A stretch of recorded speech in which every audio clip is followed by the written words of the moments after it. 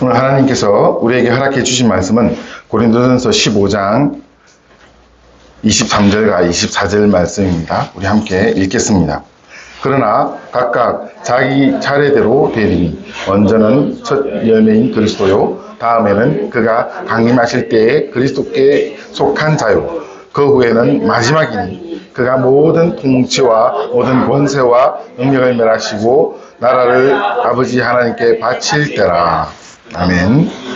저는 오늘 말씀 준비하면서 갑자기 생각났던 게 주식이었습니다. 저는 주식을 아예 잘 모릅니다만 이렇게 이야기하더라고요. 주식은 올랐을 때 팔고 내릴 때 사라, 이렇게 이야기한다고 하더라고요. 그런데 많은 사람들이 그렇게 하면 돈을 많이 벌 텐데 대개는 참 많은 사람들이 내릴 때 팔고 오를 때 사는 사람들이 참 많이 있습니다. 그러다 보니 주식의 이 중요한 타이밍을 사람들은 잘 모른다는 것을 우리가 알 수가 있습니다. 근데 만약 여러분, 주식 투자하는 사람에게서 아주 좋은 가이드가 있어서 내일 어떻게 될 것이라는 것을 예상해내는 사람이 있다면 어떨까요? 그 사람은 아마 대박나는 사람일 겁니다. 내일 주식이 어떻게 움직여갈 것이라는 것을 예상해낼 수 있는 사람이 있다면요. 그리고 그런 예상을 하는 사람을 혹시 내가 알고 있으면 저는 그때부터 주식 투자하겠습니다. 그 사람 따라다니다 보면 결국 돈 벌지 않을까요? 그런 생각할 수 있습니다. 그래서 미래를 알 수 없는, 내일을 알 수 없는 주식 투자를 우리는 함부로 할 수 없는 것이고요. 정말 정말로 뛰어나서 주식이 어떻게 돌아갈 것을 아는 사람이 있다면 그 사람 따라서 투자하면 될 겁니다.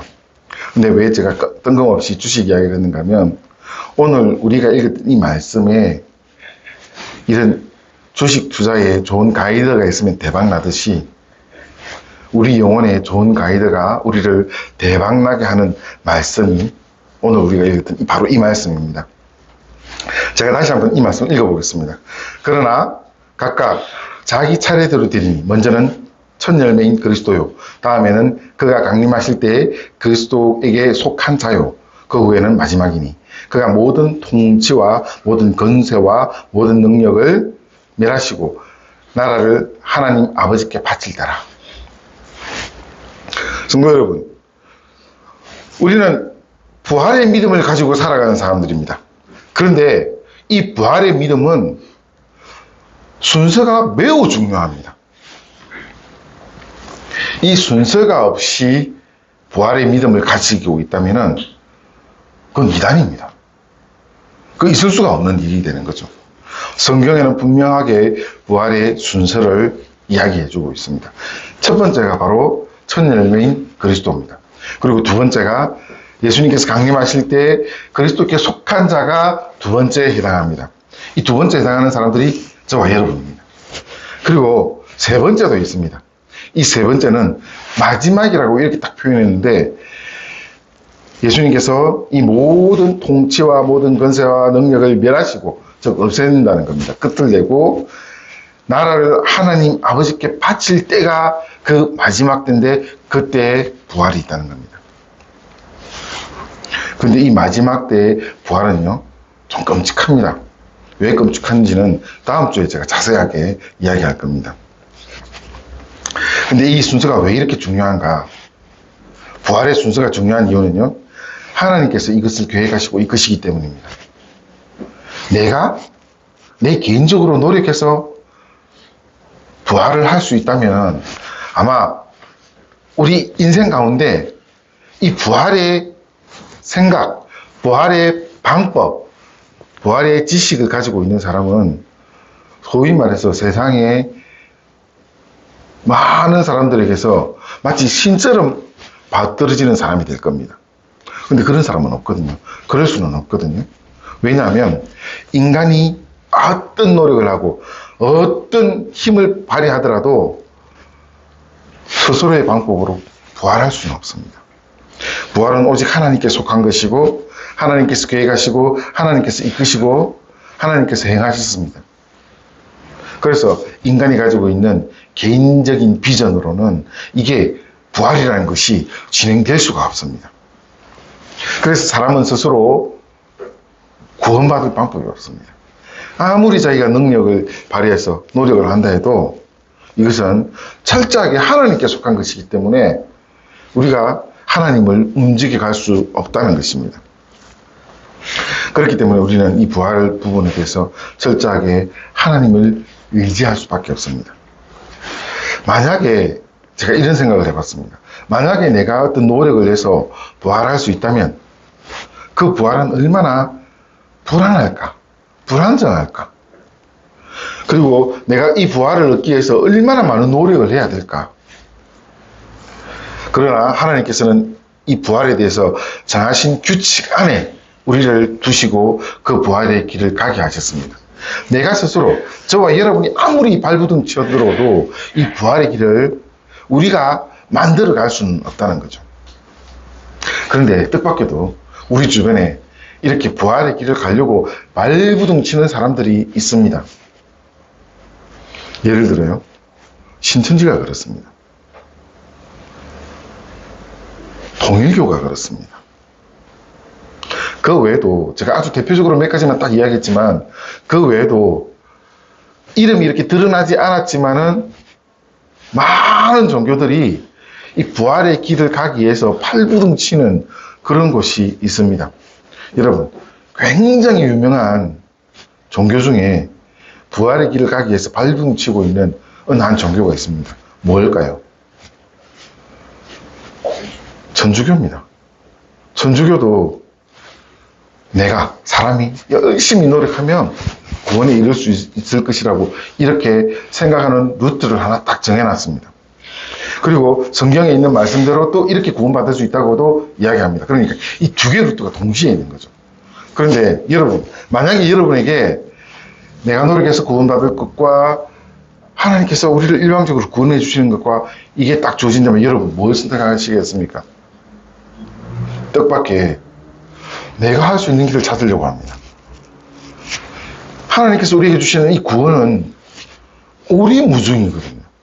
도저히 알 수가 없습니다. 저 사람이 구원을 받았는지 안 했는지 겉으로는 전혀 표현되지 않습니다. 그래서 답답한 마음에 사람들은 내가 할 수 있는 것을 막 찾으려고 합니다. 그게 이단들의 모습이고 또 천주교도 이단입니다. 천주교의 모습입니다. 그렇지만 그런 사람들은요, 그 구원 하나를 이루기 위해서 어떻게 하는가 하면 자기의 모든 생애를 다 바칩니다. 그런 이단에 빠지게 되면 그렇게 되지 않습니까? 재산 다 팔고 가족들 다 해가지고 그냥 그 이단 속으로 들어갑니다. 그리고 거기서 시키는 대로 하면서 그렇게 살아갑니다. 목적은 뭔가 하면 구원받기 위해서. 그런데 여러분, 하나님께서는요, 우리에게 어떻게 해주셨는가 하면 구원부터 시작하셨습니다. 우리를 구원해 주시고 그 다음에 믿음의 삶을 살아가게 해주셨습니다. 참 너무너무 이제 헷갈리게 되는 게, 그럼 도대체 내가 구원 받았는가 안 받았는가, 많이 헷갈리는 부분들이 많이 있습니다. 그런데 우리가 이 말씀 가운데 도대체 구원은 어떻게 되는가, 이것을 한번 살펴봅시다. 예수님을 믿음으로써 우리에게 주신 가장 큰 은혜가 바로 이 구원입니다. 그리고 이 구원을 이루어가는 방법이, 하나님께서는 이 인류에게 구원을 주시는데 어떻게 구원을 주셨는가 하면 믿음으로 주셨습니다. 나 믿는데 이렇게 이야기하는데요, 진짜 믿음인지 아닌지는 한꺼풀 벗겨보면 나중에 그게 철저하게 드러나 버립니다. 이런 구원에 이르는 길이 바로 부활로 연결되어 있는 것입니다. 그런데 왜 이게 순서가 중요한가 하면, 예수님께서 먼저 죽으시고 부활하심으로 이 부활의 길을 만들어 주셨습니다. 그리고 저와 여러분에게 죽으시고 부활하신 그 주님을 믿으라는 것입니다. 그리고 그 믿음 안에서 우리가 살아갈 때 우리가 이제 비로소 구원 얻은 사람으로 살 수 있는 것입니다. 그리고 이 구원 얻은 사람들은요, 바로 부활한 사람들입니다. 부활의 믿음이 동시에 존재하기 때문에 아직 나 안 죽었는데 어떻게 부활한 사람이라고? 이유가 있습니다. 그리스도인들에게서 죽음은 그냥 정말 하나의 문입니다. 내가 지금 이렇게 살다가 이 문 지나니까 바로 저 천국에서 연결되어 가는 것입니다.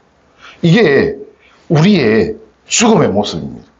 그래서 내가 지금 저 부활해서 영원한 저 천국을 사는 것과 지금 내가 살아가는 삶과 그냥 문이라는, 죽음이라는 문 하나로 연결되어 그냥 갈려 있을 뿐이지 그 문을 열면 바로 저 천국으로 연결되어 있는 그런 삶을 삽니다. 그래서 우리는 지금 내가 부활체인지도 모르고 살아가지만 우리는 이미 저 천국에서 약속되어 있는 부활체로 살아가는 사람들입니다.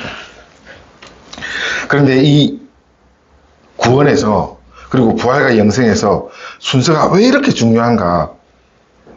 예수님께서 예로든 비유로든 말씀 가운데 이것이 아주 리얼하게 드러나는 부분이 있는데요. 우리 성경책을 좀 찾아서 한번 읽어보겠습니다. 아주 재밌는 이야기입니다. 신약 123페이지인데 누가복음 16장 19절에서 31절입니다. 자, 같이 읽겠습니다. 한 부자가 있어 자색 옷과 고운 옷을 입고 날마다 호락게 즐기더라. 그런데 나사로라 이름하는 한 거지가 흥대투성이로 그의 대문 앞에 버려진 채 그 부자의 상에서 떨어지는 것으로 배부리려 하매 심지어 개들이 와서 그 흔대를 핥더라. 이에 그 거지가 죽어 천사들에게 받들려 아브라함의 품으로 들어가고 부자도 장사되매 그가 음부에서 고통 중에 눈을 들어 멀리 아브라함과 그의 품에 있는 나사로를 보고 불러 이르되 아버지 아브라함이여 나를 긍휼히 여기사 나사로를 보내어 그 손가락 끝에 물을 찍어 내 혀를 서늘하게 하소서. 내가 이 불꽃 가운데서 괴로워하나이다. 아브라함이 이르되 예 너는 살았을 때에 좋은 것을 받았고 나사로는 고난을 받았으니 이것을 기억하라. 이제 그는 여기서 위로를 받고 너는 괴로움을 받느니라. 그뿐 아니라 너희가 우리 사이에 큰 구덩이가 놓여 있어 여기서 너희에게 건너가고자 하되 갈 수 없고 거기서 우리에게 건너올 수도 없느니 이르되 그러면 아버지여 구하오니 나사로를 내 아버지의 집에 보내소서. 내 형제 5이 있으니 그들에게 정근하게 하여 그들로 이 고통을 받는 곳에서 오지 않게 하소서. 아브라함이 이르되 그들에게 모세와 선지자들이 있으니 그들에게 들을지어다. 이르되 그렇지 아니하였느니이다. 아버지 아브라함이여 만일 죽은 자에게서 그를 나가는 자가 있으면 회개하리이다. 이르되 모세가 선지자에게 듣지 아니하면 비록 죽은 자 가운데서 살아나는 자가 있을지라도 권함을 받지 아니하리라 하였다 한시니라. 예, 너무 유명한 거지 나사로 이야기입니다. 그런데 여기에 예수님께서 이 부활의 순서를 딱 정해 두신 부분이 드러납니다. 나사로의 비유 속에서 예수님께서 강림하실 때 그리스도에게 속한 자가 누릴 그 은혜를 여기서 드러내 준 것입니다. 부자가 나사로를 자기 집에 보내서 꼭 전하고 싶었던 이야기가 뭐겠습니까? 제발 나처럼 지옥에 떨어지지 말고 이 거지 나사로가 간 천국에 좀 가라. 그 이야기를 하고 싶어서 나사로를 자기 집에 좀 보내달라고 그렇게 애원한 것입니다. 그런데 여러분 그런 기회는 없습니다. 왜 이 인간들이 지금 이 땅을 살아가면서 구원과 부활, 영생의 기회를 얻지 못한 사람들이 다시는 그 기회를 가지지 못할까요? 하나님께서는 정해두신 법칙이 있습니다. 그 법칙이 무엇인가 하면 바로 지금 이 땅을 살아가는 내 생명이 있고 내 육체를 가지고 내가 살아가는 지금 이 순간에 주의 복음을 듣느냐 듣지 않느냐 그것 가지고 그냥 천국과 지옥으로 갈려버리는 것입니다. 지난 수천 년 동안 수많은 사람들에게 이 복음이 전해져 왔습니다. 그리고 정말 공교롭게도 이 복음을 아예 들어보지도 못한 사람들도 있습니다. 아예 들어보지 못한 시대에 들어보지 못한 민족들도 있습니다. 그런데 주님께서 이 복음을 전 세계에 퍼뜨렸었습니다. 퍼뜨리고 그리고 이 복음을 들을 기회를 다 주셨습니다. 그럼에도 불구하고 사람들이 그것을 믿지 않고 그 다음에 더 중요한 것은 그의 후예들에게 이 복음을 전달하지도 않았습니다. 우리는 지금 이 복음이 어떻게 전해져 있는 것을 보고 있는가 하면 예수님을 통하여서 바울을 통하여서 유럽으로 돌아서 이렇게 미국으로 돌아서 아시아로 들어와서 다시 중동으로 가고 있는 이 복음의 줄기만 우리 눈에 보입니다. 그런데 초대교회 시절에 복음이 그렇게만 흘러갔을까요? 아닙니다. 예루살렘을 중심으로 아프리카로 흘러들어갔습니다. 폭발적으로 흘러들어갔습니다. 예루살렘을 중심으로 아시아로 폭발적으로 흘러들어갔습니다. 그리고 우리가 지금 알고 있는 이 바울을 통해서 유럽 지역으로 폭발적으로 흘러들어갔습니다. 그 흘러들어간 그 시대가 대략 약 1세기입니다. 흘러들어갔던 그 흔적들을 역사적으로 추적을 해보면 약 1세기 동안 전 세계에, 우리가 도달할 수 있는 전 세계에 복음이 동시에 흘러들어갔습니다. 그럼에도 불구하고 이것이 채 몇 세기가 흘러가기 전에 복음이 끝나버린 것입니다. 혹시 여러분 아십니까? 몽고족이 예수님을 믿었었다는 것을요. 굉장히 생소하죠. 몽고족은 그리스도를 아는 사람들이었습니다. 근데 거기서 그들이 그 왕들이 선택을 한 겁니다. 모슬림을 선택을 해버렸습니다. 그리고 시간이 더 흘러서 이 몽고가 이제 망하면서는 거의 모슬림도 사라져버렸지만 몽고가 복음을 받아들였다면 몽고를 통해서 얼마나 많은 지역에 복음이 흩어졌을까요? 그런데 역사 속에서 그것이 전혀 드러나지 않죠. 이게 사실입니다. 하나님께서 이렇게 인간들이 살아있는 그 순간에 복음을 받을 수 있도록 그렇게 역사해 주셨습니다. 아시아 지역은 그런 모습이 나타나고요. 저는 아프리카 지역은 어떻게 되는지 모르겠습니다. 그런데 분명한 사실은요.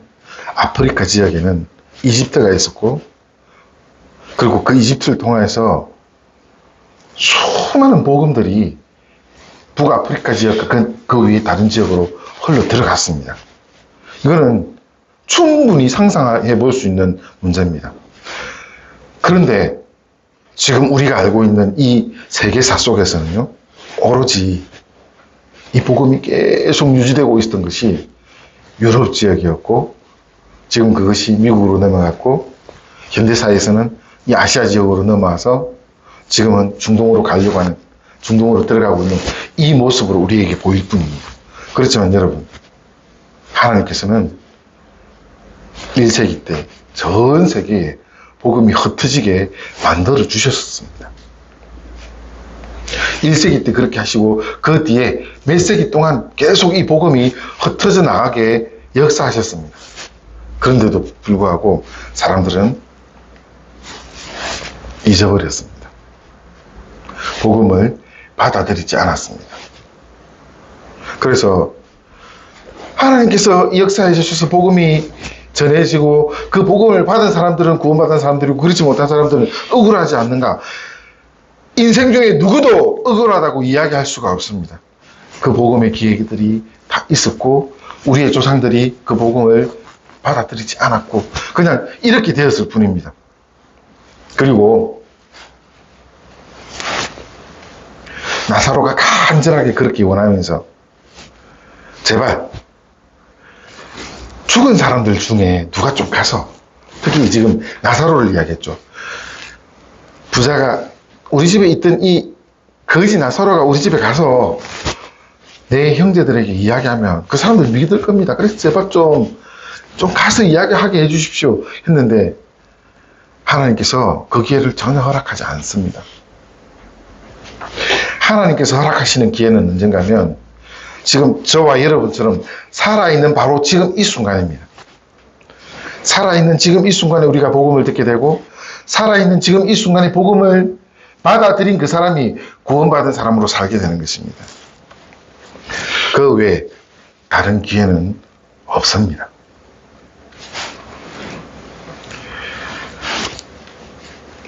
왜 인간들에게 주어진 이 구원과 부활 그리고 영생의 기회가 지구상에 살고 있는 그 육체의 생명을 가지고 있을 그때 외에는 기회를 주지 않았을까요?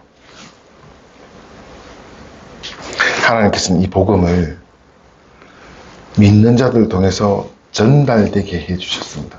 이게 복음의 법칙입니다. 사랑하는 성도 여러분, 여러분이 얼마나 중요한 역할을 하고 계신 줄 아십니까? 지금 여러분에게 얼마나 큰 하나님의 기대가 있는 줄 아십니까? 살아있는 우리가 지금 말할 수 있는 사람들입니다. 그리고 살아있는 우리가 지금 살아가고 있는 이 시대 가운데 복음을 전할 사람들입니다.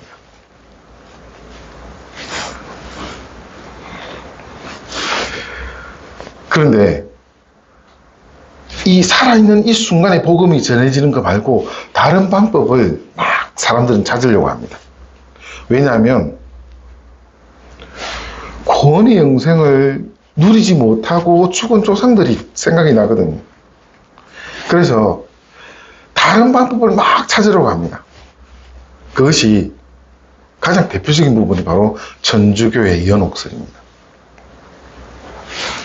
천주교의 연옥설은요, 그런데 거짓말일 수밖에 없습니다. 왜냐하면 방금 우리가 봤던 이 말씀 가운데 예수님께서 비유하신 거지 나사로의 비유를 보십시오. 그게 분명하게 이야기하고 있지 않습니까? 죽은 자가 가서 뭘 할 수 있는 게 아니고 살아있을 때 바로 그때에 모세와 선지자들의 말을 들은 그들이 구원받을 수 있다라고 분명하게 딱 정해두지 않았습니까? 살아있는 지금 우리가 전하는 말을 통하여서 살아있는 누가 그 복음을 받아들이면 그 사람 구원받는 사람들입니다.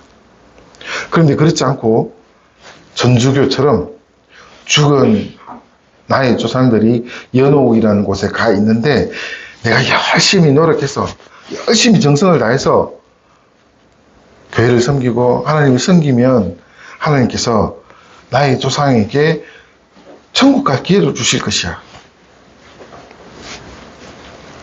이거 완벽한 거짓말입니다. 천주교는 이 말을 가지고 종교개혁 당시에 배교했던 겁니다. 그것 때문에 종교개혁이 일어나는 굉장히 중요한 이유가 되었습니다. 거짓말로 온 세상을 혼란스럽게 했기 때문에. 그 다음에 또 중요한 것이 있습니다. 마찬가지인데요. 하나님께서 우리를 한 영혼 지극히 개인적이고 1대1 관계 속에서 구원의 역사를 이루어 주십니다. 하나님께서 한 영혼에게 구원을 받을 만한 믿음을 허락하실 때 그때 우리는 비로소 구원을 얻게 됩니다. 그 믿음을 얻지 못한 사람은 기회가 없는 겁니다. 우리가 참 잘못된 신앙 중에 하나가 이겁니다. 내 믿음과 내 행위대로 다른 사람이 살고 죽는다는 착각인 것입니다. 이것은 전혀 성경적이지도 않고 기독교적이지도 않는 이야기입니다. 그냥 거짓입니다. 왜 이것이 거짓인가 하면요. 예를 들어 이런 사람이 있지 않습니까? 예를 들어 내 부모가 목사고 장로고 권사고 집사이기 때문에 나도 그런 신앙입니다. 이건 굉장히 중요한 착각입니다. 부모의 신앙과 내 신앙이 같을 수가 없다는 겁니다. 부모의 신앙과 내 신앙은 완전히 다른 관계입니다. 믿음은 지극히 개인적이고 하나님과 1대1 관계 속에서 이 믿음을 선물로 받았는가 받지 않았는가 그냥 그것으로 갈릴 뿐입니다. 성도 여러분, 아마 여러분 한 사람 한 사람 다 믿음을 선물로 받고 주님을 만나는 그 계기가 있을 것입니다. 근데 그런 계기 없이 우리 집안이 다 예수 믿으니까 나도 예수 믿는 사람이야. 그럴 수 있을까요? 그건 불가능한 일입니다. 그래서 예수님께서 주신 이 두 번째 기회가 예수님께서 부활하시고 남은 예수님 믿는 사람들에게 주어진 기회가 너무나 소중한 것입니다. 이 기회를 그냥 헛두루 보낼 수가 없습니다. 내가 헛두루 보낸다고 해서 보내지는 것도 아니고 내가 막 부여잡으려고 해서 부여잡을 수 있는 것도 아니지만 지금 이 순간 내가 살아서 있는 이 순간 주의 말씀을 보고 말씀을 깨닫고 하나님께 주시는 은혜를 받을 수 있는 지금 이 순간이 살고 죽는 그 갈림길의 시간인 것입니다. 천주교의 연옥의 변형이 또 있는데요. 이런 겁니다. 내가 자기가 열심히 하나님께 정성을 다하면 내가 아는 어떤 누구가 구원받는다. 가령 예를 들어가지고 이 자매님들이 그런 착각을 할 수 있습니다. 남편이 안 믿는데 내가 열심히 교회생활 하면서 남편을 위해서 막 정성을 다하면 남편이 예수 믿게 될 것이다. 너무나 고귀한 생각입니다. 참 중요합니다. 그런데 여러분, 가장 핵심은요, 그 남편이 예수님을 영접하고 믿어야 구원받는 겁니다. 성도 여러분, 그래서 우리가 여기서 정말 잊지 말아야 될 것이 있는데요. 나의 노력으로 누군가가 구원을 얻고 나의 노력으로 누군가가 지옥 가고 죽고 그런다면요, 그런 이야기를 하는 그 자체가 기독교 이단입니다. 그리고 기독교를 빙자한 무당해하는 소리입니다. 나의 믿음은 나와 개인적으로 하나님과 연결되어 있는 것이지 내가 노력해서 다른 누군가와 연결되는 것은 있을 수가 없는 것입니다. 성도 여러분, 분명한 사실은요, 우리가 예수 믿게 됐을 때 딱 드러나는 현상이 몇 가지가 있는데 그 중에 가장 중요한 것이 이겁니다. 입으로 시인하여 구원에 이르는 것입니다. 여러분, 입으로 시인한 거 쉬울 것 같죠? 절대 안 쉽습니다. 거짓말로도 그게 안 되는 것입니다. 입으로 시인하고 난 뒤에 그 사람이 믿는지 안 믿는지 잘 모르겠다. 여러분, 그건 여러분 소관이 아니죠. 하나님께서, 성령 하나님께서 이끌어 가시는 역사이고요. 내가 믿음의 고백을 할 수 있었는가 아닌가의 차이가 있습니다. 그리고 더 정확하게 이 사람이 믿는 사람이 되었구나 라고 표현하는 한 가지가 있습니다. 바로 신실한 회개입니다. 예수 믿게 됐을 때 딱 드러나는 현상이 아주 통에 잡아가면서 자기 죄의 악을 깨닫게 되는 것입니다. 제가 잠깐 고민하다가 이 이야기를 하겠는데요. 지난 금요일날 제 둘째 딸이 영생을 얻었습니다. 구원을 받았습니다. 예수님을 인격적으로 믿게 되고 고백하고 통해 사복하면서 변화가 일어났습니다. 그 중요한 특징이 딱 있고 난 후에 내가 이제 예수 믿는 사람이구나 라고 자기가 확신하게 되는 겁니다. 어떻게 된 건지 여러분 나중에 한번 물어보십시오. 그렇게 어떤 분명한 예수님을 확신하게 되고 그 확신하는 순간에 내 안에 죄악이 드러나면서 통해 자복하게 되는 이 상황이 흘러가면서 그때 비로소 우리에게 구원의 역사가 일어나는 것입니다. 그런데 이건 지극히 개인적인 것입니다. 아빠가 열심히 딸을 위해서 기도는 할 수 있지만, 엄마가 열심히 기도는 할 수 있지만, 그걸 네 이렇게 해가지고 예수 믿는 거야. 그러니까 지금 이렇게 따라해서 고백해봐. 그 다음에 자 이제 생각났지? 그렇게 고백했으니까 그 다음에 네 마음속에 있는 죄를 다 고백해. 그런데 방법은 이렇게 이야기할 수 있습니다만 그게 하나님께서 우리 가운데 역사해 주셔서 우리를 변화시키는 것과는 전혀 다른 겁니다. 여기 하나님이 지극히 개인적으로 1대1로 이렇게 역사하시기 때문에 그냥 그 한 사람이 구원 얻은 것입니다. 그리고 또 만약에 하나님을 알지 못하고 이렇게 살다가 죽을 수도 있습니다. 장로고 집사인데도 그럴 수 있습니다. 그리고 여러분, 저는 이 말씀이 정말 무서웠는데요. 바로 세 번째입니다. 세 번째는 마지막이라고 이렇게 딱 명시를 했습니다. 마지막 심판이 기다리고 있는 것입니다. 그때는 예수님께서 이 모든 온 우주 만물의 통치자로 역사하시면서 이 모든 온 우주를 하나님께 드릴 때 역사하시는 일입니다. 그때는요, 그런데 이미 기차는 떠나고 난 뒤입니다. 방법이 없습니다. 그래서 우리는 이 두 번째에 해당하는 예수님께서 부활하시고 그 다음 주님을 따라서 함께 부활할 존재로 있을 수 있는 우리가 얼마나 복된 존재인지 모릅니다. 성경에는 이 복된 존재들이 여러 존재 드러납니다. 그 첫 번째는요, 믿음의 조상 아브라함입니다. 성도 여러분, 믿음의 조상 아브라함은 예수님께서 오시기 전에 있던 사람입니다.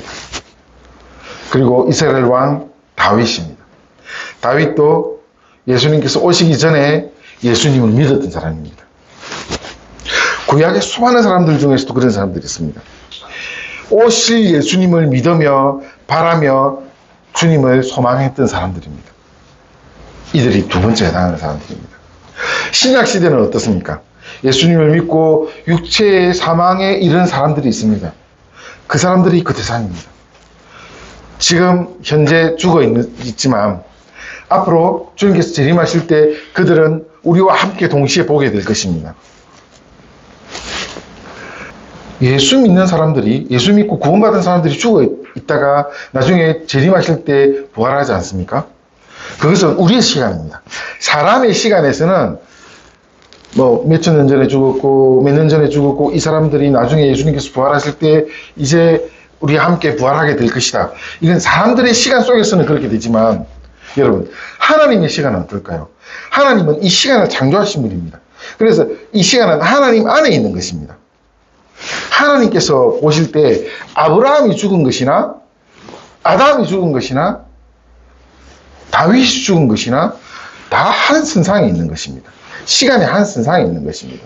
그래서 주님께서, 하나님께서 이 세상을 마지막에 종말로 예수님께서 재림하시는 그 순간이나 아담이 죽은 것이나 한 선상에 있는 것입니다. 주님께서는 동시에 보고 있는 그 속에 있는 것입니다. 이것이 우리의 부활의 모습입니다. 마치 우리의 시간 속에서는 내가 죽어서 얼마 동안 기다렸다가 부활할 것이다 라고 보이지만 하나님의 입장에서는, 하나님의 시간에서는 이것은 그냥 같은 것입니다. 동시에. 그렇게 우리는 이제 구원에 이를 사람들입니다. 여러분 한번 생각해 보십시오. 저와 여러분은 예수님을 구주로 믿고 부활의 영생을 선물로 받은 사람들입니다. 우리가 가지고 있는 이 육체는 살다가 어차피 죽게 될 것입니다. 아니면 우리가 이 영생의 삶을 살면서 죽음의 문을 지나가지 않고 바로 영생으로 연결될 수도 있을 것입니다. 많은 그리스도인들이 그것을 소망합니다. 내가 살아가는 이 삶 속에서 주님께서 오실 것을 소망하며 살아갑니다. 일세기 그리스도인들부터 지금까지 그렇게 하고 있습니다. 사랑하는 성도 여러분, 우리에게 막중한 책임이 주어져 있는데 우리 주변에 사는, 우리와 함께 생활하는 이 사람들에게 우리는 기회를 줘야 될 사람들입니다. 사랑하는 성도 여러분, 이 기회를 주기 위해서 우리가 교회에서 많은 노력들을 합니다. 대각성 전도 집회라든지 총동원 주일이라든지. 근데 거기에 또 뭐 관계 전도라든지 거기에 빠져 있는 게 뭔지 아십니까? 복음이 빠져 있습니다. 대각성 전도 집회, 우리 교회 뭐 한다, 와봐라. 총동원줄, 우리 교회 뭐 하니까 아무나 와봐라. 관계전도, 내가 이거 뭐 만들었는데 이게 맛있는지 안 먹어봐라. 이게 전도인 줄 압니다. 근데 성도 여러분, 전도는요, 예수님을 전하는 겁니다. 예수님 전하는 거 싹 빼고 전도할 방법 많이 만들어서 사용한다면요, 예수 안 믿는 교인 만드는 방법입니다. 여러분, 내가 예수님을 전할 때 이 사람이 나를 어떻게 생각할까? 우리 그 수치를 당할 용기를 가지고 복음 전해야 됩니다. 내가 이 말을 전하면 저 사람이 예수 믿을까? 그건 내 소관이 아닙니다. 예수 믿음은 하나님의 소관입니다. 내가 이렇게 이야기하면 저 사람이 이 복음을 알 수 있을까? 그건 하나님의 소관입니다. 우리의 소관은 뭔지 아십니까? 예수님을 전하는 겁니다. 우리 안에 교회 정말 좋다. 그런 거 전하는 게 아니고요. 예수님이 나를 살리시고 예수님이 너를 살릴 거야. 예수님이 나를 위해서 죽으시고 부활하셔서 나는 그것을 믿고 나에게 그 믿음을 주시고 내가 그렇게 믿고 사는 사람이야. 너도 그 믿음 가운데 갈 수가 있어. 우리 이거 전하는 겁니다. 이게 전도입니다. 이게 복음입니다. 우리 이 복음을 전하면서 살아가야 되는 겁니다. 그것이 왜 중요한가 하면 저와 여러분이 지금 살아있지 않습니까? 저와 여러분이 살아있는 이 생애 동안 우리 주변에 이 복음을 들어야 될 수많은 사람들이 있습니다. 요즘 복음 전하면 잘 안 듣는다고요? 솔직하게 우리 이야기합시다. 우리가 잘 안 전하지 않습니까? 그런데 하나님께서 지금 이 시대에도 정말 수많은 사람들을 구원하십니다. 하나님께서 역사해 주십니다. 그 역사 속에 우리가 우리 입술을 함께